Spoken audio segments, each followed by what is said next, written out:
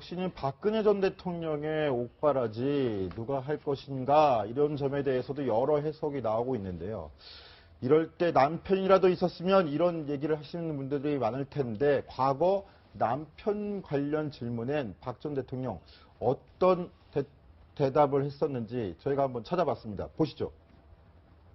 남편 같은 존재가 있었으면 하는 그런 생각을 가져보신 적은 없으신지? 별로 그렇게 외롭다 하고 앉아서 외로움을 생각을 하고 이럴 시간도 없어요. 그렇군요. 바쁘게 사니까. 예. 그리고 또 많은 국민들께서 응원도 해주시고 네.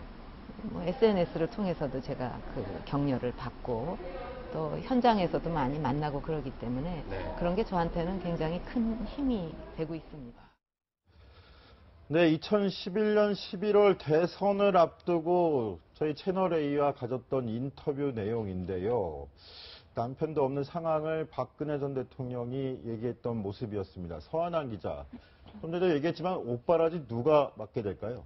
일각에서는 지금 윤전추, 이영선 전 행정관이 얘기가 나오고 있는데 어제 이 박지만 회장이 이 삼성동의 모습을 드러내면서 박지만 회장을 비롯해서 이 서양희 변호사, 올케인 서양희 변호사가 막지 않겠냐 이런 얘기가 나옵니다. 근데 어제 이 박지만 씨가 같이 간 지인들에게 했다는 얘기가 다소 인상적입니다. 이 박지만 씨 어제 누나 박근혜 전 대통령을 만나는 거에 대해서 이제 누나의 얼굴을 보니 눈물이 왈칵 쏟아졌고 때문에 누나도 같이 울었다. 누난 내가 모시겠다 이런 식의 얘기를 한 것으로 알려졌는데 또 제가 지인을 취재해보니 그 정도는 아니지만 분명히 누나하고의 관계가 과거와 달리 회복할 수 있는 계기가 됐던 것은 사실이라고 이렇게 분위기를 설명을 했습니다. 최근에 박지만 회장이 자신의 측근에게 이런 말을 했다고 합니다. 그 경호실 측에 이렇게 말을 좀 해달라. 누나 뒷바라지는 내가 할 테니까 언제든 연결만 해주고 연락만 달라는 뜻을 전했다고 합니다. 사실 탄핵 이후에 굉장히 많았던 박근혜 전 대통령 지지자들이 어저께 이제 검찰 조사, 영장 실질 심사를 받으러 갈 때는 조금 줄어든 모습이었거든요. 또한 박지만 회장 같은 경우에도 그 누나의 탄핵 이후에 자신을 찾아오는 사람들이 조금 줄어들었다고 합니다. 그래서 역시나 혈육밖에 없다 이런 생각을 했다고 그 측근은 전했고요. 그래서 좀 옥바라지를 아무래도 박지만 회장이 그리고 서양희 변호사가 맞는 것 아닌가 그러한 관측이 많이 나오는 것은 사실입니다. 네, 조금 전에 최석호 기자 전해주신 것 중에 좀 인상적인 게 본인이 동생인데 내가 하겠다 누나 내가 할게 큰 누나 그렇게 하면 될 텐데 굳이 또 경호실 측에 또 얘기를 건네고 그 판단을 받아야 되는 가족사도 참 안타까운 가족사일 것 같아요. 그렇죠. 더구나 박지만 회장 어저께 그 삼성동 누나집 가는 것도 굉장히 망설였다면서요. 그러니까 그 2014년에 십상시 사건으로 인해서 둘의 관계가 더 나빠진 상황에서 섣불리 내가 간다고 해도 누나가 나를 맞아줄까 이러한 고민이 굉장히 많았던 것 같습니다. 그래서 또 이것도 측근을 통해서 이렇게 박지만 씨가 온다고 하는데 좀 박근혜 대통령 만나는 것이 어떻겠습니까 해서 어떤 제3의 인물이 둘 사이를 이렇게 연결해줘서 어저께 박지만 회장의 그 방문이 이루어진 것이라고 합니다. 그래서 아무래도 지금 현재는 조금은 어색한 관계가 조금 이어질 것으로 보이는데 박근혜 전 대통령의 경우에도 지금 마땅히 도와줄 사람이 없는 마당이거든요. 왜냐하면 친박계 의원들이 있다고 해도 혈육보다는 더하겠냐 이러한 분석이 많이 나오는데요. 언젠가는 박지만 회장이나 서양희 변호사의 도움을 받지 않을까 이러한 의견이 모아지고 있는 것은 사실입니다. 네, 그래서 어제 사실 박지만 씨랑 같이 이 삼성동을 찾았던 박지만 씨의 지인을 취재를 해봤더니 설명하는 얘기가 관계 회복의 의미를 좀 봐달라. 지금 당장 얼만큼 박근혜 전 대통령에게 케어할 수 있을지 살필 수 있을지는 확실한 게 없다. 또 서양희 변호사를 거론하는 것도 다소 조심스러운 면이 있다. 다만 의미 있는 건 4년 동안 연락하고 만나지 않았던 두 이제 남매가 이번 일을 계기로 다시 만났으니 다시 더 위기가 됐을 때 서로 뭉칠 수 있지 않겠냐. 그런 면을 조금 주목하면 될 것 같다. 이렇게 어제 상황과 앞으로의 상황을 내다봤습니다. 좀 전에 말씀하신 것 중에 박근혜 전 대통령하고 박지만 씨가 만난 건 4년 만이 아니라 3년 만이죠. 박지만 씨가 서양희 변호사가 둘째를 출산했을 때 박근혜 전 대통령이 찾아갔던 적이 있다고. 비공개 만남이었죠. 네, 그렇죠. 네. 예, 이런 찹찹한 신경이 어저께 저희 채널A 카메라에 포착이 됐었는데요. 현충원에 방문했을 당시 영상 함께 보시겠습니다. 나중에 시간 좀 갖게 알겠습니다. 오늘 인터뷰 아니에요. 저 회장님 신경이라도 한 번만 좀 부탁드리면 안 될까요? 오늘 영장 실질심사 앞두고 있는데 좀 어떻게 보시는지 한 번만 말씀 좀. 그냥 다시 해보세요. 안 불러도 돼요. 회장님이 어떤 말씀을 하셨는지만 한 말씀 부탁드릴 수 없을까요? 예, 어제 현충원에서 부인인 서양희 변호사와 손을 꼭 잡은 것도 눈에 띄었는데 서양희 변호사와 어제 박근혜 전 대통령을 구속시킨 강부영 판사 부부의 인연도 화제가 되고 있습니다. 이현수 기자, 네. 어떤 내용입니까? 네, 그래서 그런지 어제 삼성동 자택에 오랜만에 모습을 드러낸 서양희 변호사에 대해서도 관심이 컸는데요. 이제 서양희 변호사 이제 삼성동 동행을 했는데 영장 심사를 맡았던 강부영 판사의 부인이죠. 송현경 판사와도 친밀한 사이로 알려져 있습니다. 고대 법학과 93학번 동기로 알려져 있고요. 실제로 여성 학생들이 많이 없어서 좀 친분이 있는 사이였다고 합니다. 그래서 서양희 변호사가 모습을 나타내니 또 올케를 통해서 조금 덕을 보려는 게 아니냐 이런 일각에서 비판적인 시각도 나왔었는데 그 관측들이 다 어긋나고 결국 구속영장이 청구가 됐습니다. 네, 서한원 기자, 서양희 변호사 역시 법조인이고 좀 전에 말씀하신 대로 고려대 법학과 93학번 출신의 법조인인데 저 서양희 변호사가 박근혜 전 대통령 변호인단에 합류하는 게 아니냐 이런 얘기도 나와요. 맞습니까? 아주 자연스러운 추측이라고 아직까지는 추측 단계로 봐야 될 것 같습니다. 왜냐하면 당연히 이 변호인이 가족으로 있다는 건 큰 힘이 될 수 있습니다. 왜냐하면 일반 가족일 경우에는 하루에 한 번 10분밖에 접견이 안 되는데 이 변호인 같은 경우는 미결수, 그러니까 박 전 대통령처럼 아직 재판을 받지 않아서 형이 확정되지 않은 사람의 경우 이 변론권 방어를 하기 위해서 재판 준비를 하기 위해서 하루에 9시부터 한 5시까지 꽤 장시간을 만날 수 있습니다. 때문에 서양희 변호사가 만일 변호인이 되면 직접 들어가서 단순히 변호인으로서의 조력뿐 아니라 이 가족으로서 챙겨줄 수 있는 면이 있기 때문에 이런 추측이 나오는 것 같은데 앞서 얘기했듯이 이 박지만 회장의 지인은 이런 부분에 대해서 아직 전혀 결정된 게 없기 때문에 이 거론하는 것도 좀 조심스러운 면이 있다라고 이렇게 현재 상황을 설명했습니다. 네, 그리고 또 실제로 이제 조금 전에도 얘기했지만 구치소 생활이 상당히 낯설 것으로 보이는데요.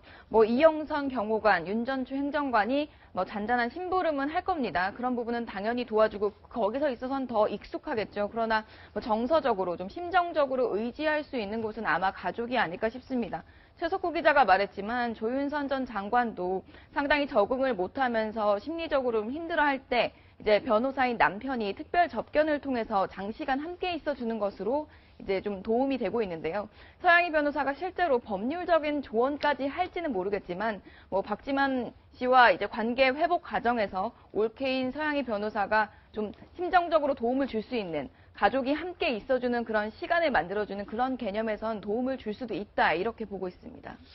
네, 조윤선 전 장관의 예를 들어서 특별 접견실을 계속 찾으면서 오랜 시간 가족인 서양희 변호사가 함께할 가능성도 있지 않느냐 이런 관측이 나오고 있는데 서한환 기자, 그런데 서울구치소에 여성 특별 접견실이 쟁탈전이 벌어질 것이다 이런 얘기도 있던데 무슨 이야기입니까? 그러니까 이게 먼저 정리를 하면 접견은 접견이고 일반 접견이랑 별반 다르지 않습니다. 다만 이제 특별 접견인실이라고 부르는 건 이 여성 전용이기 때문에 그런 건데 이 서울구치소에는 이 4개의 여성 전용 변호실 접견실이 있다고 합니다. 그래서 제가 변호인들에게 몇 명 취재를 해보니 굉장히 좁다고 합니다. 그래서 이 탁자를 하나 놓고 앉으면 꽉 찰 정도고 아까 얘기한 것처럼 어떤 음식도 가져갈 수 없습니다. 들어가서 앉아서 얘기만 해야 되는데요. 심지어 이게 모두 그러니까 다 보이는 구조기 때문에 옆방에 누가 나와 있는지 다 보이고 실제로 그래서 이 조윤선 전 장관을 봤다고 얘기하는 변호인들도 꽤 있었습니다.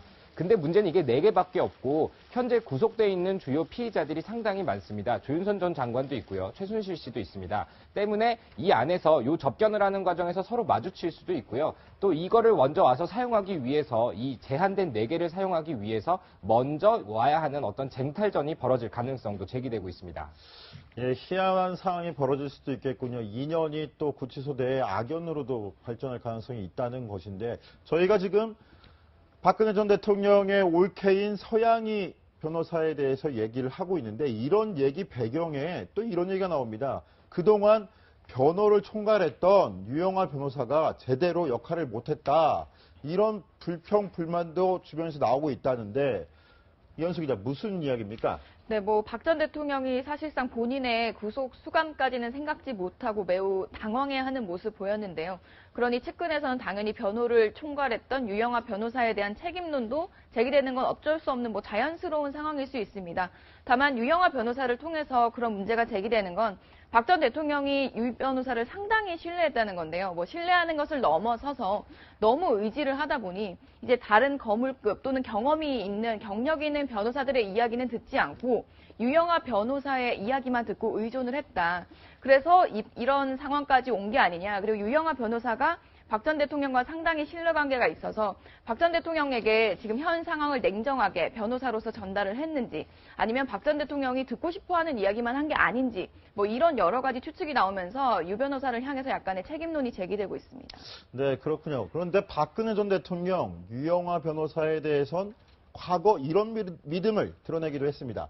2008년 박 전 대통령 목소리 그리고 유영하 변호사 목소리 연이어 들어보시겠습니다. 이번 선거에서 우리 유영하 후보를 꼭 선택해 주실 것을 여러분께 간곡히 부탁드리고자 이 자리에 섰습니다. 우리 유영하 후보는 저와 오랫동안 생각과 뜻을 같이 해온 동반자로 정의감에 불타고 믿고 신뢰할 수 있는 사람입니다. 또 일처리가 시원시원하고 한번 일을 맡으면 밤을 새서라도 해내는 그 열정과 추진력이 대단해서 끝으로 대통령이 전에 여성으로서의 사생활이 있다는 점도 고려해 주셨으면 합니다. 사건과 무슨 상관이 있어서 그 말씀을 하신 건지. 제가 이 자리에서 꼭 답변이 꼭 해야 된다면은 하겠지만은 추후에 다시 말씀드릴 기회가 있다고 생각합니다.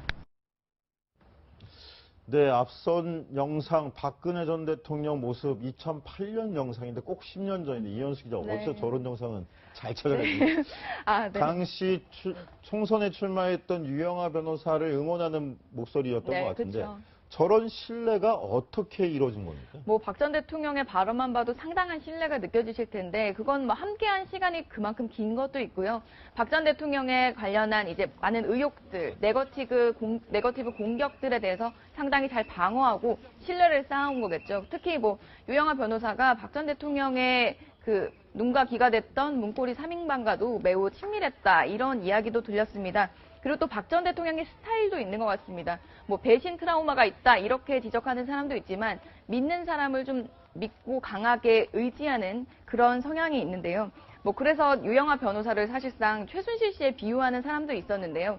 그만큼 이제 배신 트라우마 때문에 공조직보다는 자신이 믿을 만한 이제 비선에 대해서 의견을 많이 묻고 그걸 의지하는 게 아니냐 이랬던 건데 이번에 뭐 유영하 변호사를 둘러싸서 헌재 출석을 하게 뭐 헌재 변호인단이 권유를 했지만 결국 박 전 대통령이 출석하지 않은 게 뭐 유영하 변호사가 말려서다 뭐 이런 이야기까지 돌면서 좀 유 변호사를 통해서 유 변호사를 향해서 이런 책임론들이 함께 나오는 것 같습니다.